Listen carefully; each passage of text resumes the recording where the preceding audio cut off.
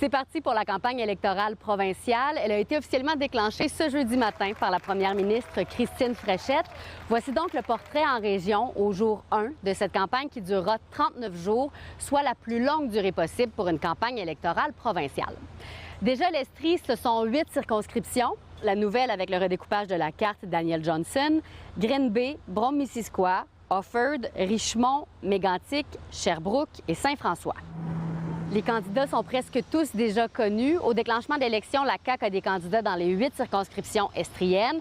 Le Parti libéral aussi. Rappelons que le chef Charles Milliard est candidat dans Offord. Le Parti québécois a des candidats partout, sauf dans Offord. Québec solidaire a tous ses candidats, sauf dans Daniel Johnson. Pour sa part, le Parti conservateur du Québec n'a que la moitié de ses candidats estriens. On attend toujours les candidats dans Green Bay, Sherbrooke, Saint-François et dans Daniel Johnson. Sherbrooke, c'est la plus grande ville du territoire avec une population d'environ 185 000 personnes. Il faut rappeler que Sherbrooke, elle est divisée en 3 circonscriptions. Sherbrooke, Saint-François et Richmond. Dans Sherbrooke, la députée sortante Christine Labrie ne se représente pas, mais parmi les candidats, il y a quelques visages connus, dont Gabriel Pallotta pour le PQ, Pierre Cossette pour le Parti libéral, Stéphanie Vachon pour Québec solidaire, Fadela Hamou pour la CAQ.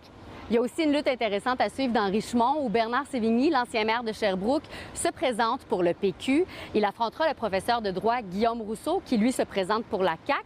D'ailleurs, il s'était déjà présenté, lui, dans Sherbrooke pour le PQ en 2018.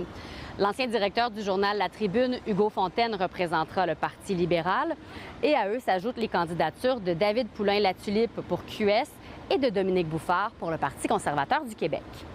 Puis dans Saint-François, la caquiste Geneviève Hébert sollicitera un 3e mandat. Elle affrontera la libérale Jacqueline Bello, la péquiste Sylvie Tanguay et la solidaire Mia Fréchette.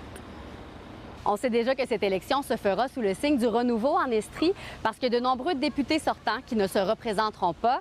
On aura donc assurément de nouveaux députés dans Richmond, Green Bay, Offord, Sherbrooke et Brome-Missisquoi et évidemment un nouveau visage dans Daniel Johnson. Alors voilà, c'est parti pour cette campagne électorale qui nous mènera aux urnes le 5 octobre prochain. À Sherbrooke, Fanny Lachance-Paquette pour Nouveau Info.